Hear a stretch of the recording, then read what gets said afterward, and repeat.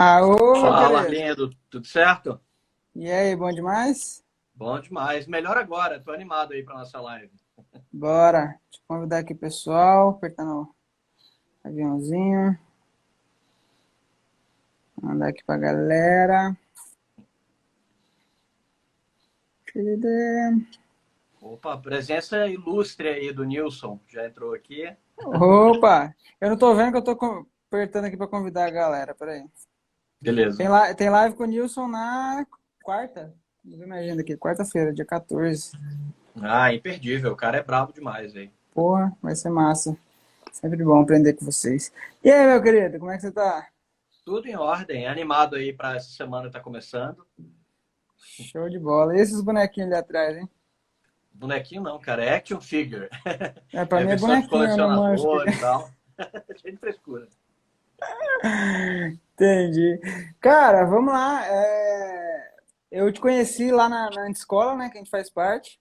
E foi uma grata surpresa lá. Pô. Eu conheci várias pessoas incríveis lá dentro. Você foi uma dessas pessoas. E você é um cara que tem uma história muito interessante, né? Tu podia contar pro pessoal, porque você trabalhou com vários bilionários, né? Conta um Com, pouquinho com do, alguns. conta um pouquinho do seu backstage da parte de gestão, produtividade, gestão de equipe, de onde que veio isso, qual que é a sua história? Conta um pouquinho pra gente. Vamos lá. Eu comecei a me interessar por essa frente na minha primeira startup. Então, no finalzinho da faculdade, ali no último semestre, eu montei uma startup e que eu basicamente tinha o papel de diretor executivo, né?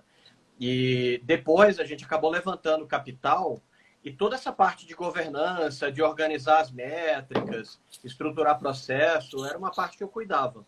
E aí eu vendi uma parte dessa startup e foi quando depois eu fui convidado para fazer parte desse projeto do Jorge Paulo Lemann, o Beto Sicupira e o Marcel Telles, que são os principais donos da Ambev. E lá eu cuidei da parte de expansão da área digital.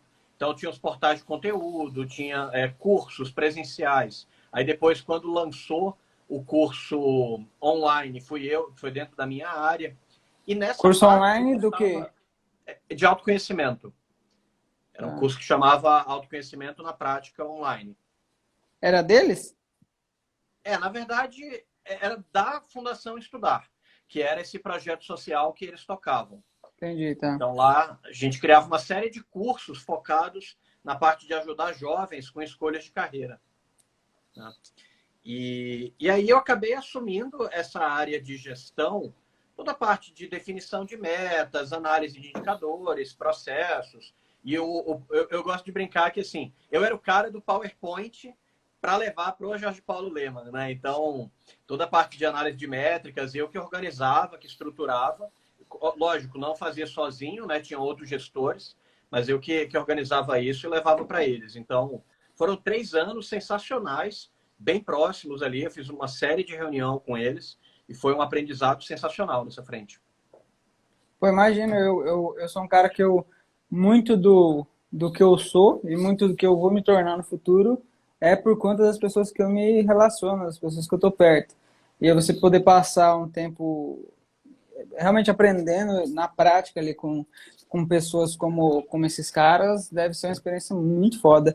Você É aprendeu sensacional. gestão com essa experiência ou foi um pouco de cada coisa? Veio a startup, depois veio com ele? Porque eles, assim, eu tenho um livro aqui, Sonho Grande, muito Uhum. foda, e o nível de gestão dos caras é absurdo, né?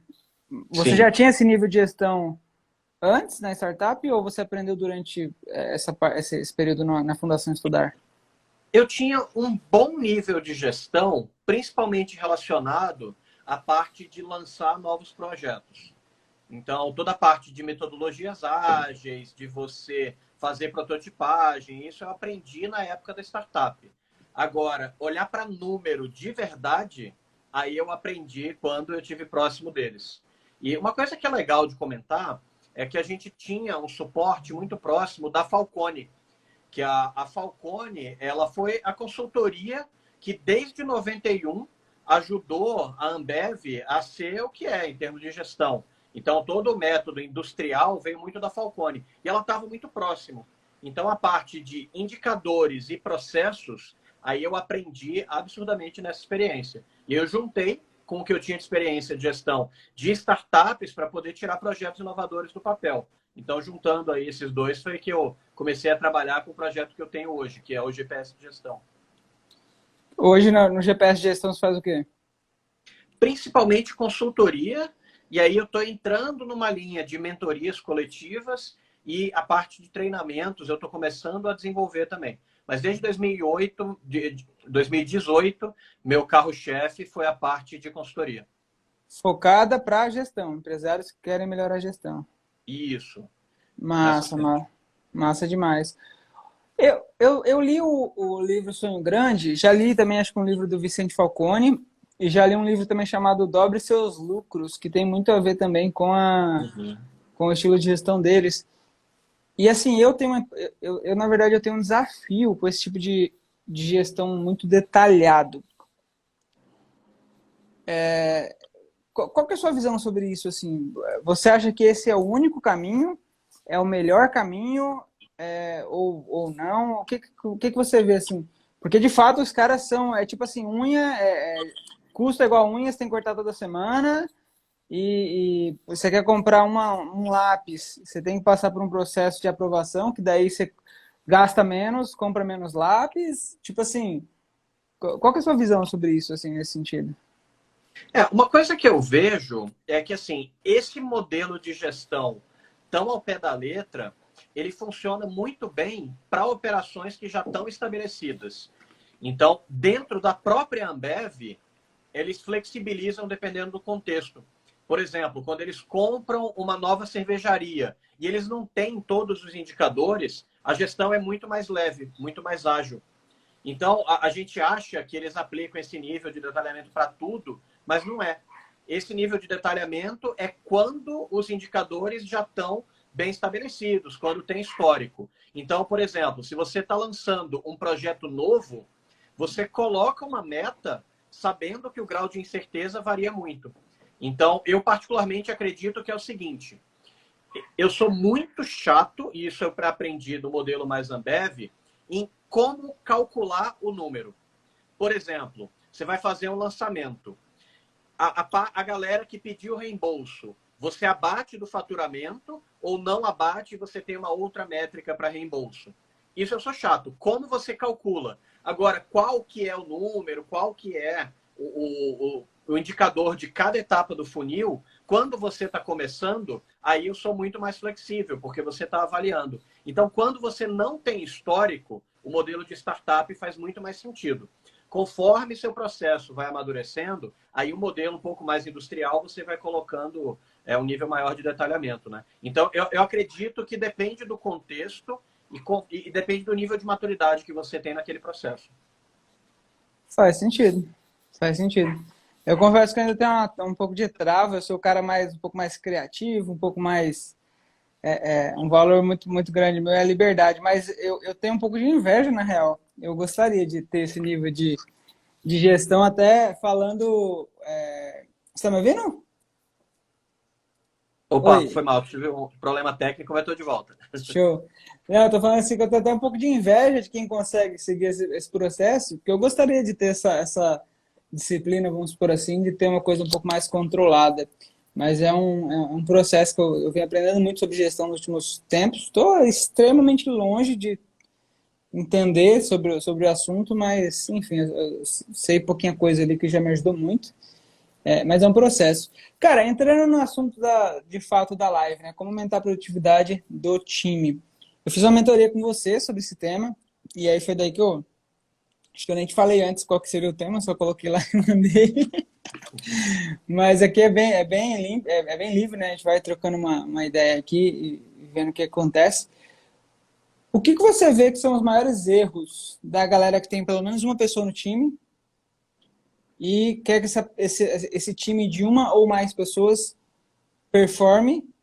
Quais são os maiores erros que você vê essa galera cometendo?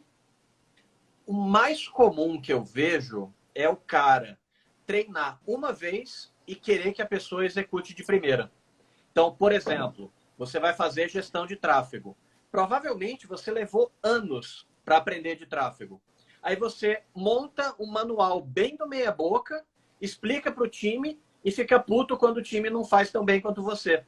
Então, a galera, eles subestimam muito a curva de aprendizado para o time poder tocar algum processo. Então, o pessoal delega falando super por cima e quer que a galera assuma o processo de uma vez por todas, em vez de fazer uma transição mais gradual, entendeu? Então, se for para escolher um erro, eu diria que é isso, do cara dar um treinamento muito do meia boca e querer que a pessoa performe igual a ele, ao invés de ir acompanhando, entender que tem uma curva de aprendizado, né? E fica puto, né, se não entrega. Fica puto. Pô, Eu eu sei. expliquei, eu dei um treinamento de 1 hora pro cara e ele não toca tráfego igual a mim, que tenho 5 anos estudando isso. Como é que pode, né? Cara, tem um livro que eu li. Quando eu comecei a crescer a equipe, eu estava num momento bem dolorido, assim, sabe? Cara, é muito dolorido esse processo inicial, assim, pelo menos para mim foi. Pra todo E mundo. foi a maior dor que eu já tive na minha vida em relação a negócios, assim, foi parte de gestão. A hora que eu precisei começar a delegar um pouco mais e tal. E aí um mentor meu, ele me indicou um livro que chama Não Tenha Medo de Ser Chefe. Não sei se já leu. Um livro Esse pequenininho, especificamente eu não um conheço. livro pequenininho, mas muito bom, porque ele ele me libertou assim e me mostrou que esse processo é importante, porque eu ficava muito puto que eu delegava e a pessoa não fazia do jeito que eu queria. E aí eu me sentia culpado, porque parecia que eu estava errando alguma coisa, de fato era eu, e que eu estava contratando errado, que a pessoa não era a pessoa certa, e uma série de coisas. E aí, quando eu li o livro, eu entendi que existem velocidades diferentes, pessoas com velocidades diferentes, com capacidades diferentes, com habilidades diferentes, e você, como gestor, você precisa se adaptar ao tempo e às habilidades de cada pessoa. Ou se adaptar, ou entender que aquela pessoa não é a pessoa para aquele cargo, para aquele momento, para aquilo que você precisa, né? E aí parece que saiu 50 quilos das minhas costas, assim, na época. Eu lembro até hoje, porque eu tava morando no Chile, e eu lembro como se fosse hoje, assim, eu tava na cozinha, eu liguei para ele, precisava de ajuda, e aí ele me indicou esse livro. E aí fez muita diferença, assim, para mim. Mas é de fato isso, né? Entender que cada pessoa é uma pessoa diferente. Qual outro erro que você vê, assim, fala mais uns dois, assim, muito comuns que você vê o pessoal cometendo? Não, beleza. Deixa eu só fazer um comentário em cima disso que você falou, que eu acho que é um tema excelente, que é o seguinte. Eu falo que uma visão que a galera tem é aquela história de trate os outros como você gostaria de ser tratado. Mas isso pro empreendedor é um puta de um problema. Porque o empreendedor, ele tem um perfil muito diferente das outras pessoas. Então, o empreendedor, ele é muito mais autodidata, ele é muito mais cara de pau, ele é muito mais corajoso, é muito menos avesso a risco. E aí, quando você tem alguém do time, essa pessoa não tem o mesmo perfil. Então, você trata do jeito que você gostaria de ser tratado, é pedir para dar problema. Então, isso que você falou de entender como a pessoa gostaria de ser tratada, isso daí faz uma diferença gigantesca. Então, por exemplo, se você é um cara muito analítico, você vai falar com alguém que tem um perfil criativo, você não pode só falar de números, você tem que ter uma linguagem e um jeito de falar, de treinar, muito mais focado para quem é criativo. Agora, se você é um cara criativo e você vai falar com um engenheiro usando linguagem muito abstrata, o cara vai ficar impaciente. Então, você, como líder, tem que conseguir adaptar a sua comunicação e o seu treinamento para a pessoa e não para o seu perfil. Isso faz uma diferença gigante. Eu demorei um tempão para perceber. Eu tratava todo mundo igual a mim, só que na minha equipe tinha jornalista, tinha designer, e eu tratava todo mundo igual a engenheiro. Resultado, os engenheiros me adoravam, o pessoal mais O resto te criativo odiava. me achava um carrasco. Cara, Então, isso faz uma diferença gigante, cara. Isso é um ponto que eu queria comentar. Uma outra coisa, aí se perguntando sobre erros comuns, um erro comum que eu vejo é do pessoal não... tipo, como é que eu explico? É do pessoal delegar e não acompanhar o resultado depois. É o que o pessoal chama geralmente de delargar. Então, em vez de delegar, você largou. Falou, ó, bicho, se vira, vou para a praia e pronto. Não funciona desse jeito.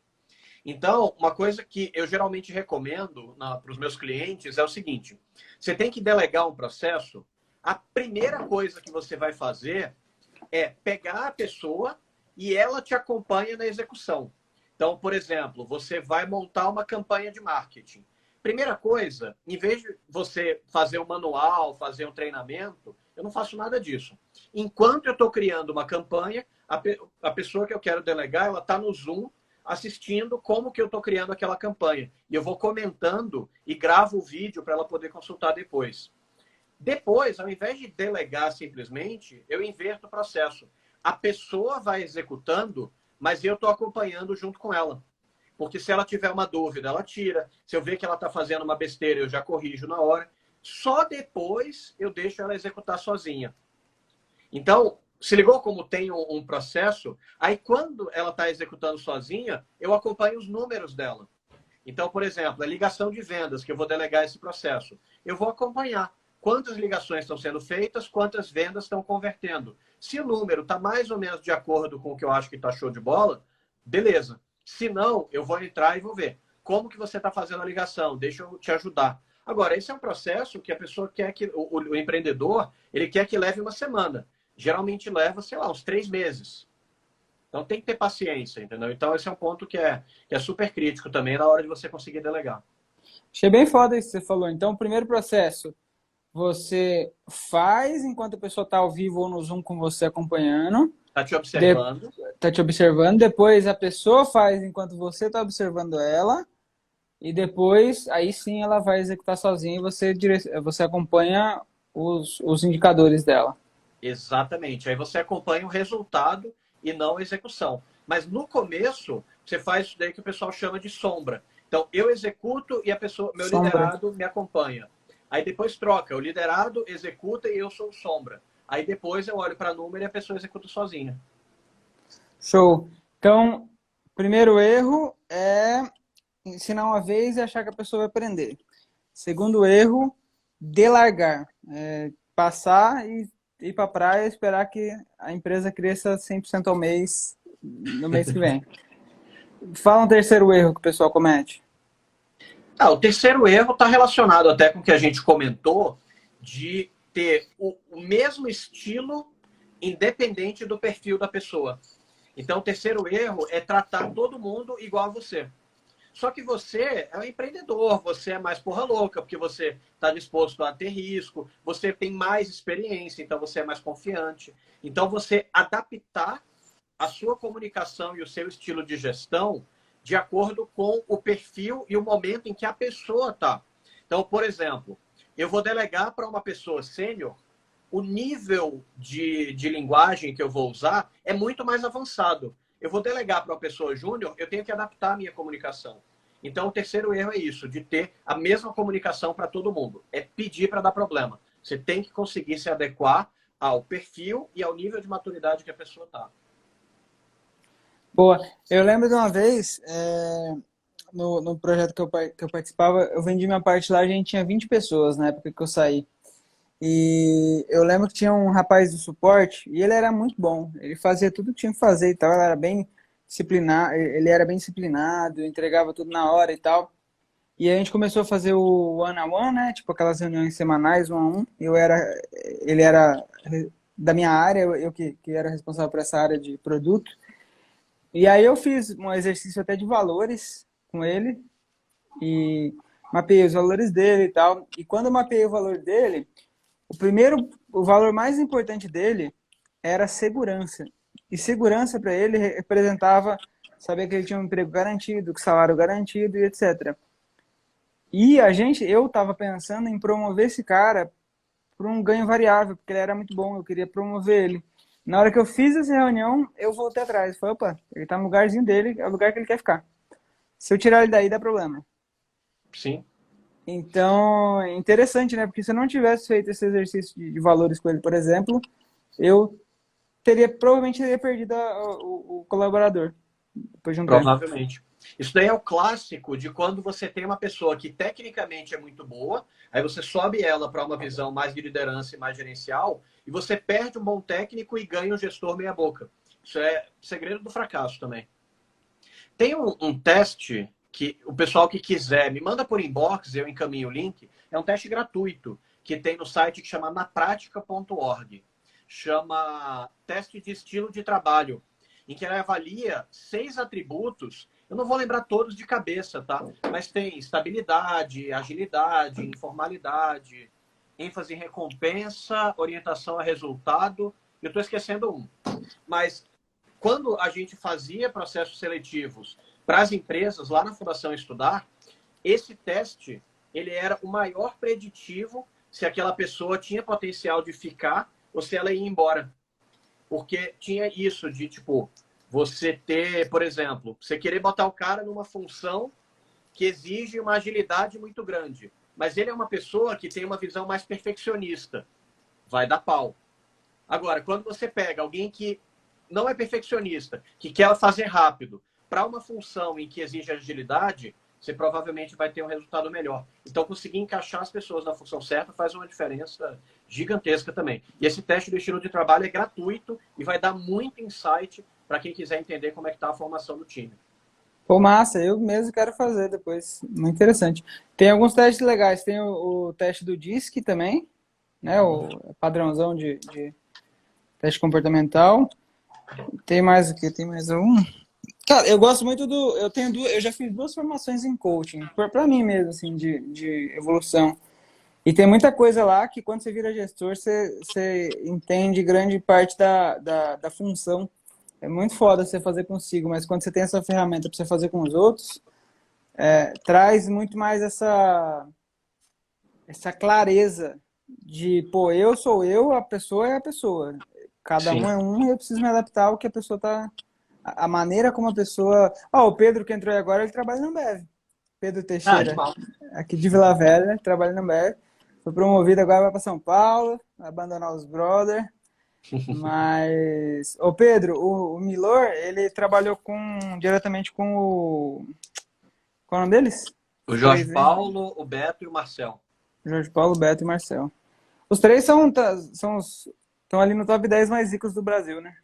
Eu Se acho. não me engano, são os 3 mais ricos no ranking atual. É que varia um pouco, né? Aí o Safra era mais rico que o Lema, mas aí o Safra faleceu. Se não me engano, os 3 atualmente são os 3 mais ricos.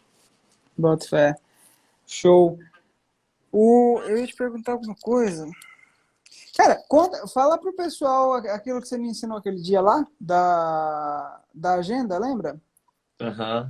Eu não consegui implementar por algumas desculpas boas que eu tive, mas é porque na verdade eu acabei saindo lá do local onde eu estava, acabou que eu não precisei, né, implementar. Mas eu achei muito foda a questão da agenda, de como é que você organiza a agenda dos seus liderados. Explica um pouquinho pra gente como é que Sim. você lida com isso, para poder manter, principalmente agora que eu tô acostumado a trabalhar em home office e sempre trabalhei com pessoas home office, mas muita gente não está acostumado, né? Uhum. E como que você lida com isso? Com seu time, por exemplo? Como é que você gerencia essa parte? Vamos lá. Qual que é o contexto dessa técnica que eu vou explicar? Geralmente, as pessoas, elas não dimensionam de jeito nenhum se aquela tarefa vai caber na rotina deles. Então, se você pedir alguma coisa, a pessoa fala, dá, claro que dá. Mas ela não para olhar se já tinha alguma coisa que estava comprometendo antes. E aí, a técnica que eu chamo de orçamento de tempo, que é o seguinte, imagina, por exemplo, vamos trazer para orçamento financeiro. Digamos que você ganhe R$ 1.000 por mês e você tem alguns custos ali. Sei lá, 500 de moradia, 200 de alimentação e 300 do resto. Tá? Digamos que seja isso. Se eu quiser colocar um novo custo, eu vou ter que tirar algum ou aumentar o meu orçamento financeiro. Ou eu vou ganhar mais, ou eu vou ter que reduzir a alimentação para poder caber. Porque senão não cabe. Então, a gente usar a mesma lógica, só que para o tempo. Então, assim, o tempo, digamos que você tenha 40 semanas, tá? O empreendedor, a galera do digital, deve ter, sei lá, umas 100 horas por semana para poder trabalhar. Mas vamos arredondar para 40, para simplificar. Então, assim, se eu chego para você, Arlindo, eu preciso que você execute esse projeto. Provavelmente vai durar umas 4 horas. Você pode fazer? A sua resposta intuitiva é falar que pode. Aí, como que eu faço? Eu treino o time para tudo que eles têm que fazer e que é relevante, né? Coisa pequena, não. Mas tudo que é relevante, eles bloqueiam um horário na agenda. Então, por exemplo, eu tenho uma pessoa do time que é responsável por editar podcast. Cara, a edição do nosso podcast leva umas 4 horas. Então, essa pessoa, ela bloqueia, por exemplo, a quarta tarde para falar, cara, quarta tarde você não pode me pedir nada, porque eu estou fazendo o podcast. Eventualmente, ela até pode reagendar o podcast. Mas aí eu comparo. O negócio que eu pedi, então, ó, digamos que deu quarta de manhã. Eu quero que a pessoa faça uma tarefa que vai demorar 1 hora. Ou o podcast ela vai editar em 3 horas, ou ela não vai editar o podcast, ou ela vai ter que trabalhar 1 hora a mais. Só que para poder fazer essa comparação, eu olho na agenda. Porque o pessoal geralmente usa a agenda só para poder marcar reunião. Mas o que eu estimulo a galera é para travar a agenda para tarefas complexas também. Porque aí eu olho, eu falo, cara, o Arlindo hoje vai ficar 4 horas editando o podcast. Então, essa tarefa, em vez dele fazer hoje, eu vou pedir para ele fazer amanhã de manhã. Porque eu entrei na agenda dele e eu vi que amanhã de manhã ele não tem nada. Então, é meio que um Tetris, entendeu? E tem uma diferença. Você vai realocando. Você vai realocando, exatamente. Então, eventualmente, tem uma tarefa que eu olho lá e falo, Arlindo, realoca, por favor, cara, porque eu preciso que uma outra entre na frente. Eu tenho uma visibilidade muito clara. E nem precisa de ferramenta tipo Trello, Asana, nada disso. Pela agenda, você já tem uma noção de como que está a alocação de tempo da galera. E aí, o que é bacana da gente pensar? Para grana, eu tenho flexibilidade do meu orçamento de tempo. Então, assim, se eu hoje ganho R$ 1.000 e eu quero gastar mais com alguma coisa, eu quero ter R$ 500 por mês para viajar. Beleza, se eu ganhar R$ 500 a mais por mês, eu realoco o meu orçamento financeiro. Tempo não, bicho. Tempo, todo mundo tem 24 horas. Então, você até pode querer dormir menos, mas não é sustentável. Então, você, quando bloqueia o orçamento de tempo para planejar a sua semana e do time, você consegue realocar as coisas. Então, você tem uma visibilidade muito maior do que é factível fazer e o que não é. E aí, eventualmente, eu olho para a sua agenda e falo, puta, Arlindo, eu tô vendo que essa semana você já está travado, cara. Então, uma coisa que eu queria te pedir, eu vou te pedir para segunda que vem, que é quando você vai ter orçamento. Então, essa que é a lógica. Aí faz uma diferença gigantesca na dinâmica de time. Que daí também não acontece aquela... Tipo assim, você vai pedindo as coisas... Porque também tem o contrário, né? A pessoa às vezes aceita, mas tem o gestor também que vai entupindo coisa e fala assim, não, eu confio em você, você dá conta. E aí o cara vai ficando estressado, não consegue entregar nada do que precisa entregar, porque né, nem você, nem o cara tem noção do que está sendo pedido, ou quanto tempo vai demorar para fazer aquilo. Já vi isso acontecer bastante também. Sim. Como é que você lida com a sua gestão de tempo? E aí eu falo por mim, assim, eu já tentei fazer gestão detalhada da minha agenda. Hoje, por exemplo, hoje minha agenda foi o dia inteiro meio que não microgerenciada, mas porque eu tinha uma grande tarefa para fazer e eu fechei grande parte da agenda com isso. Eu tinha uma call, tô com ela aberta aqui, uma call e algumas outras coisas. Mas eu já tentei, tipo assim, fechar 100% da minha agenda, não consegui. Como é que você lida com a sua agenda hoje? O que entra na sua agenda, o que não entra? Como é que você faz com isso? Vamos lá.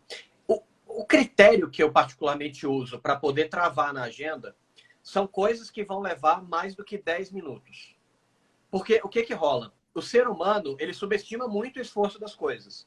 Então, se eu acho que vai demorar 10 minutos, eu bloqueio 1 hora.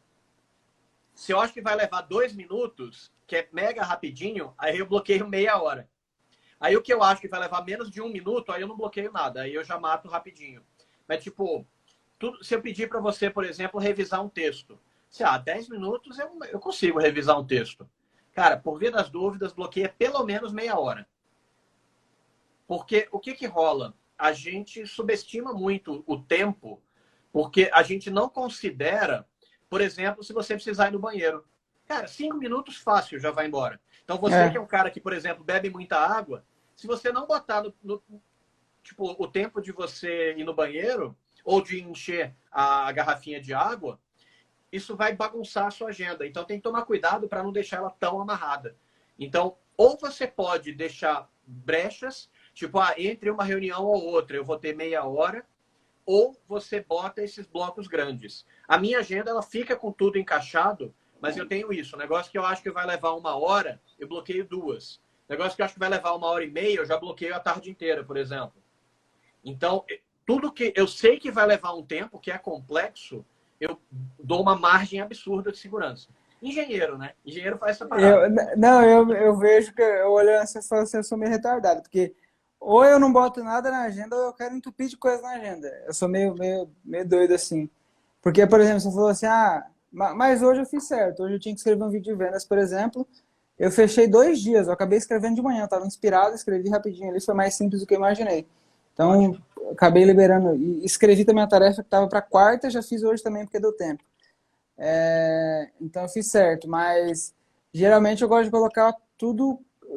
E é engraçado, porque quando eu fiz isso, teve uma época que eu estava fazendo time sheet. Tipo, Dá começar um uma trabalho do tarefa. cacete, você fica com É, preguiça. aí você Comigo tem que nunca dar. deu certo. Tipo, você começa, só para explicar para quem tá ouvindo, começa uma tarefa, você dá um play num timer, e aí conclui a tarefa, para você saber quanto tempo líquido você gastou naquela tarefa específica. E aí com isso eu aprendi a aumentar um pouco mais as tarefas, porque sempre demorava mais do que eu imaginava. E é engraçado, porque quando eu coloco, por exemplo, vou gastar 10 minutos, eu vou lá e coloco 45, por exemplo. Quando eu vejo, eu termino a tarefa em 45 minutos, porque no meio eu precisei pegar água, fui fazer um café, fui fazer alguma coisa que não estava prevista, mas que deu vontade de fazer naquele momento, e eu peguei e fui fazer. Então, e aí dá certinho o horário, é muito doido. Tem uma outra técnica que eu recomendo muito, que é o que eu chamo de priorização simplificada, que é o seguinte: provavelmente você já testou vários métodos de priorização. O mais famoso é que tem um gráfico de urgente e importante. Na teoria, é muito legal, mas na prática, você toda hora tem que ficar pensando num gráfico bidimensional e comparar uma tarefa com outra e tal, dá uma bagunça. Então, eu não consegui funcionar com esses métodos muito técnicos de priorização. Aí, o que eu desenvolvi? Eu desenvolvi uma parada que é o seguinte: depois de um tempo eu percebi que tinha tarefa que, quando eu não fazia, eu ficava muito puto, eu ficava triste comigo mesmo por essa tarefa. Tinha tarefa que eu ficava mais ou menos puto, eu tomava uma água, voltava e estava tudo bem. E tinha tarefa que eu não tinha peso nenhum na consciência de jogar para frente, de adiar, de não fazer. Falei, cara, e se eu priorizar desse jeito? Aí eu botei nome para isso. Então tem a tarefa essencial, que é, eu vou ficar muito puto se eu não fizer. Essas eu travo a agenda.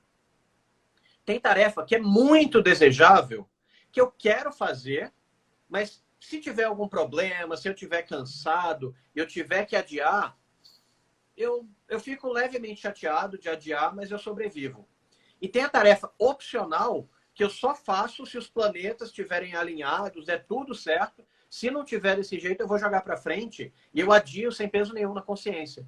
E eu alinho isso com todo o meu time. Então, por exemplo, alguém chega para mim e fala, olha, eu tenho que fazer essa tarefa aqui que é essencial. Aí, quando eu vejo que... Eu falo, cara, não é essencial não, bota muito desejável, porque se surgir algum problema maior, você joga para frente essa do muito desejável. E aí, a forma de lidar com essas tarefas no dia a dia, se liga na técnica que eu desenvolvi. É tipo os 3 porquinhos. Então, o que eu quero dizer com isso, né? Você sabe que eu tenho essa analogia doida, essa daqui ela vai fazer sentido. As prioridades opcionais, eu protejo com a casa de palha. Então, tipo, se vier o lobo mau ali, que é a correria, o imprevisto, e soprar um pouquinho, a casa de palha cai. Então, é opcional. Tipo, se der, deu. Se não der, se vier um ventinho, ela cai, não tem problema. O muito desejável é a casa de madeira. Então, ali, se vier uma distração pequena, eu vou fazer aquela parada, eu vou defender.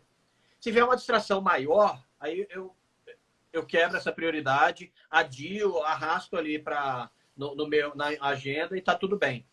O essencial, cara, pode vir o lobo que for. É mais do que uma casa de tijolo. É uma fortaleza, assim. Ela tem arqueiros, tem gente armada defendendo. Pode ser o que for que eu vou executar essa parada. Que aí, o que rola? Quando você define isso previamente, sabe, quando tem vezes que você simplesmente está com preguiça de executar, porra, tá no fim do dia, e você fica, e aí eu persevero, eu vou jogar videogame, o que que eu faço? Se for uma essencial, você fala, cara, esquece a preguiça, eu vou fazer. Se for muito desejável, aí você avalia. Se for opcional, você joga para frente e tá tudo bem. E você vai combinando isso com o time. Então, por exemplo, eu vi aqui um vídeo muito legal com uma nova forma da gente fazer live. Então, tem um novo roteiro de live que eu quero que o meu time estude para a gente ver como aplicar. Só que, cara, um novo roteiro de fazer live não é um negócio que vai ser mega crítico eu fazer agora. Então, eu falo, olha, quando der, é opcional você estudar essa semana esse roteiro de live. Aí, por exemplo, eu vou fazer uma nova live para daqui a 3 semanas. Aí, na semana que vem, essa mesma prioridade que ela foi adiada, ela vira muito desejável. Agora, chegou perto do prazo, aí ela vira essencial. Então, é um jeito de eu conseguir lidar com as prioridades e que eu já combino com o time. E quando eu falho numa tarefa, se eu tiver falhado numa que é opcional, tá tudo bem, eu não tenho zero peso na consciência. Porque, geralmente, a gente não dá peso para as coisas. E aí fica um monte de tarefa. Eu falhei numa tarefa pequenininha, e aí eu fico com puta peso na consciência, mas eu entreguei um monte de tarefa que era relevante. Então, esse modelo que eu desenvolvi, do essencial, muito desejável, opcional, cara, eu entreguei tudo que era essencial. Se eu precisar jogar uma muito desejável para frente, eu não tenho peso nenhum na consciência. Eu adio e tá tudo bem, eu ganho flexibilidade, entendeu? Muito bom, velho. Muito massa essa analogia. Vou começar a usar isso. Eu acho que eu mesmo, eu sou um cara que tem uma autocobrança muito grande. E aí acredito que muita gente passa por isso. E aí às vezes eu fico sem fazer uma tarefa e eu fico me martirizando por causa disso. Mas de fato, às vezes eu fiz várias outras bem mais importantes e não levei em consideração. Exato. Agora tem um ponto. O ideal é que você defina isso antes.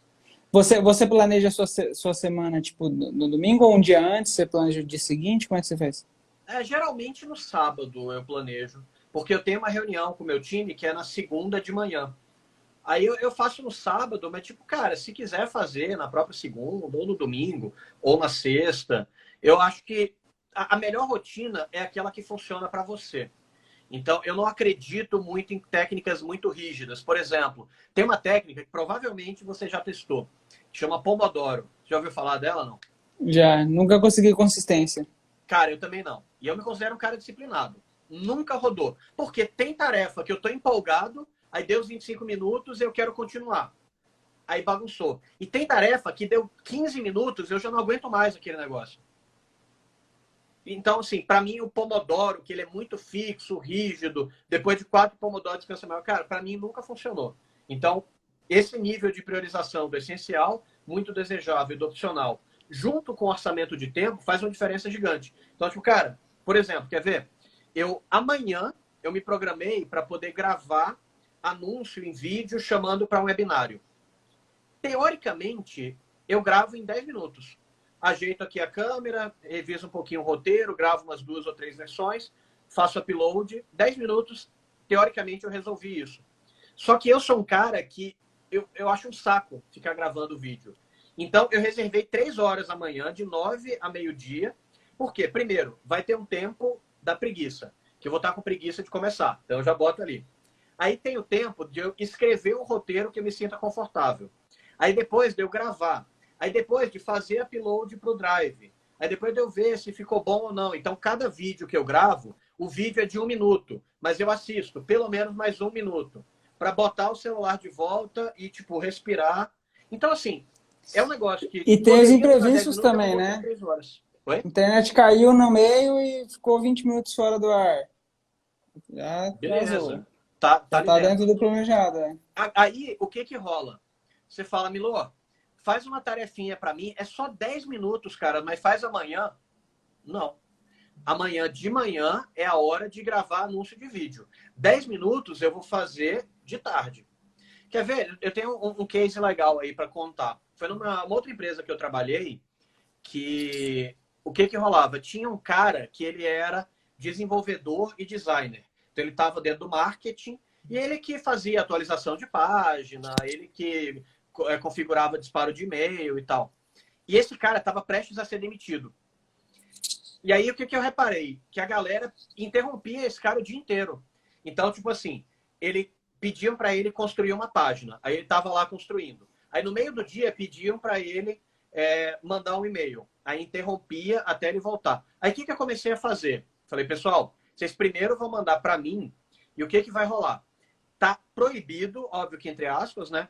Tarefa para hoje. O que rolava? Esse cara, ele chegava no escritório antes de todo mundo.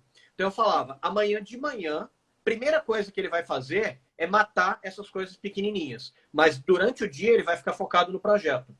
Aí, sei lá, em 6 meses que eu rodei esse processo, teve 2 vezes em que alguma coisa realmente relevante teve que interromper ele. O resto, ele podia fazer no dia seguinte de manhã. Porque a diferença entre para hoje e para amanhã cedo, ela parece pequena, mas não é. Porque você não interrompe o cara no negócio. E aí, cara, a gente conseguiu, por exemplo, entregar todo um e-commerce que tinha uma empresa que tinha me cobrado um orçamento de 30 mil e 4 meses de trabalho. Com ele, nesse modelo, a gente organizando direitinho as entregas e eu blindando ele das interrupções, ele conseguiu entregar sem precisar de nada, só com o tempo dele, em 3 semanas. Aí, depois que eu fui embora, eu pedi demissão dessa empresa, eu fui para um outro projeto, mas aí, quando eu fui embora, de fato, ele acabou sendo demitido, porque o pessoal voltou para um modo bagunça e ele não conseguiu se adaptar e tal, mas deu problema. Mas só para você ter essa ideia do quanto que você falar, faz agora, ou fala, quando você puder, termina o que você está fazendo e faz essa tarefa, isso dá uma diferença gigantesca na produtividade da galera. Você não tem ideia. Muito bom, velho. Muito bom mesmo. Pô, muito massa esse papo. Igual eu te falei, essa parte de gestão, acho que é uma das paradas mais desafiadoras que eu já passei. Hoje menos, porque hoje eu tenho 2 pessoas na minha equipe, tá bem mais simples, bem mais enxuta. Mas na época que eu cheguei lá, ter quase 20 pessoas, foi tenso, foi dolorido. Dolorido fisicamente, inclusive, assim, a parada é muito doida. E, cara, valeu demais pelo papo. Tamo junto, sempre aprendo muito quando a gente troca ideia, lá na liga também da escola.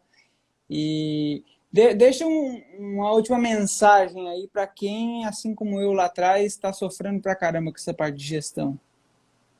Minha mensagem é o seguinte: se a gestão ela está sendo dolorida, é porque provavelmente você está querendo dar um passo grande demais. Então, dá um jeito de descobrir qual que é o próximo passo, qual que é o mini hábito, o processo pequenininho que você vai desenvolver e você vai um passo de cada vez. Porque o erro que eu vejo, isso eu falo muito para cliente. Falo, cara, você parece criança quando vai no self-service. Sabe que o restaurante é aquilo, que tem aquele prato gigante. Aí o cara olha e fala, opa, macarrão, eu gosto de macarrão. Bota macarrão. Opa, carne, bota carne. Sorvete, gosto de sorvete. Sushi, bota sushi. Fica com aquele prato de 1,5 kg e não consegue comer depois. Isso é o que rola quando a galera tenta botar gestão na empresa. Então o cara tenta colocar a gestão em absolutamente tudo. Troca ferramenta, bota um monte de indicador, trava um monte de processo, tenta documentar, escrever um monte de manual, vai dar pau. Um passo de cada vez. Então, se gestão é difícil para você, é porque você está tentando dar um passo muito grande. Tenta dar um passo menorzinho. E, pô, se quiser trocar uma ideia comigo, me adiciona aqui, manda um inbox, fala, ó, te vi na live do Arlindo. Vai ter um tratamento VIP ali que a gente ajuda a organizar esse próximo passo. Show de bola, meu querido. Valeu demais pelo seu tempo aí. Vamos trocar mais ideia daqui para frente. Tamo junto. Então, já sabe aí, se você quiser aprender mais sobre gestão, segue lá. Você tem um podcast também, né? O GPS da Gestão. Então, muito massa. Depois eu vou chamar seu sócio também para a gente fazer uma live aqui. É o Fred, né? É Fred, isso. Aliás, uma coisa legal de comentar é que, assim, a gestão, ela pode ser muito acelerada quando você tem tecnologia. Então, no caso, o Fred, a gente trabalha junto muito bem, porque eu sou um cara mais de método e ele é um cara que manja muito da parte de tecnologia. Mas um erro que a galera comete é tentar botar a tecnologia antes. Primeiro garante que seu processo está funcionando, depois você acelera com tecnologia. Mas se não está funcionando na mão, não vai funcionar automatizado. Então é um ponto para tomar cuidado, que a galera não é a tecnologia que faz a gestão. Exato. Eu já cometi A esse erro tecnologia também. acelera. Eu já cometi esse erro também. Não, mas fechou então, meu querido. Tamo junto demais. Valeu. E a gente marca outra live mais pra frente. Tamo junto. Contem comigo. Um grande abraço e até a próxima. É nóis. Valeu.